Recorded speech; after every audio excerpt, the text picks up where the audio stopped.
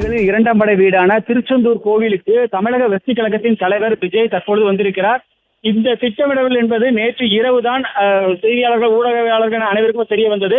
இந்த நிலையில் அதற்கான ஏற்பாடுகள் ஒரு பக்கம் காவல்துறையினர் தீவிரமாக செய்து வந்தார்கள். காவல்துறை உயர் அதிகாரிகள் கேட்ட பொழுது திருச்செந்தூரை பொறுத்தவரைக்கும் இந்த கோவில் வளாகத்தை சுற்றிலும் சுமார் 300க்கும் மேற்பட்ட காவலர்கள் இந்த பாதுகாப்பு இருக்கிறார்கள். மக்கள் எந்தவித தடையுமின்றி மக்கள் கூட்டத்தில் பாதிக்கப்படாமல் அவர் தரிசனம் செய்வதற்கான ஏற்பாடுகள் செய்திருப்பதாக தெரிவித்தார்கள்.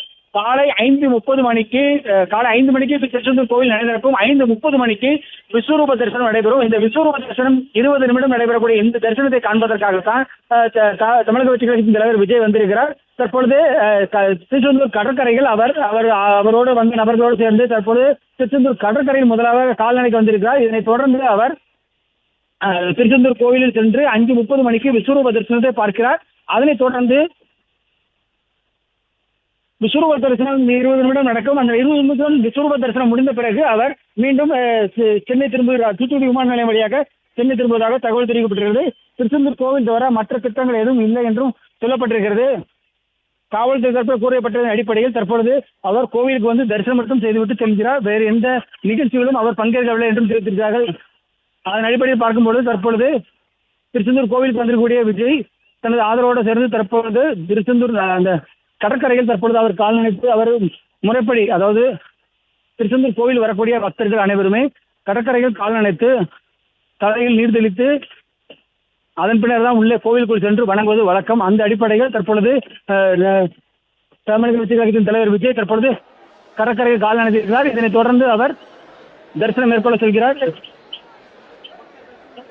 முன்னதாக அதிமுகவின் முன்னாள் அமைச்சரான ஆர் உதயகுமாரும் உள்ளே சென்றிருக்கிறார் என்பது ஒரு கூடுதல் தகவல்.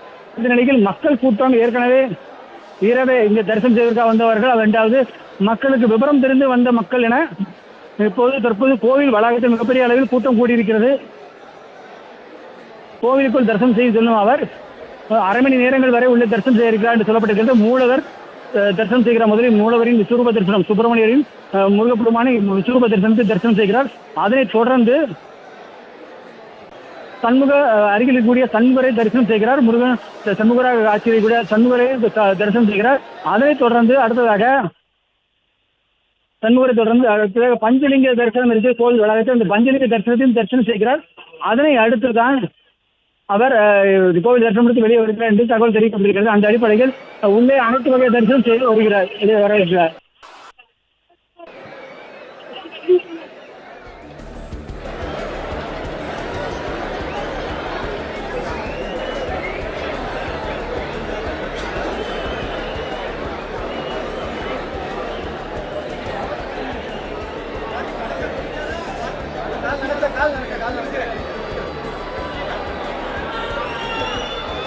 பிளே ஸ்டோர் மற்றும் ஆப் ஸ்டோரில் இருந்து பாலிமர் செயலியை QR கோடு மூலம் பதிவிறக்கம் செய்யுங்கள். செய்திகளை உடனுக்குடன் பெறுங்கள்.